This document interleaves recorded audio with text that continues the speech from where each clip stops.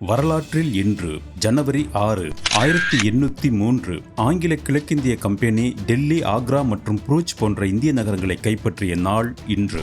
1838 Samuel Morse, Albert வெயில் ஆகிய இருவரும் சேர்ந்து தந்தி அனுப்பும் இயந்திரத்தை சோதித்து வெற்றி பெற்ற நாள் இன்று.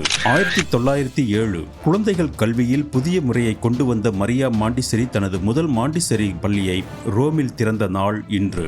1929 அன்னை தெரசா இந்திய ஏழை மக்களுக்கு உதவுவதற்காக கப்பல் பயணத்தில் கல்கத்தா வந்து சேர்ந்த நாள் இன்று.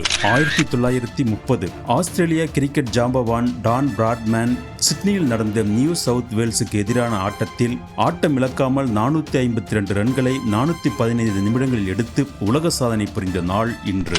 1980 பொது தேர்தலில் அதிக இடங்களில் வெற்றி பெற்ற இந்திரா காந்தி 4வது முறை இந்தியாவின் பிரதமராக அறிவிக்கப்பட்ட நாள் இன்று. 2019 மலேசிய மன்னர் சுல்தான் 5ஆம் முகமது 2 வருட ஆட்சிக்கு பிறகு வரலாற்றில் முதன்முதலாக ஒரு மன்னர் பதவி விலகிய நாள் இன்று.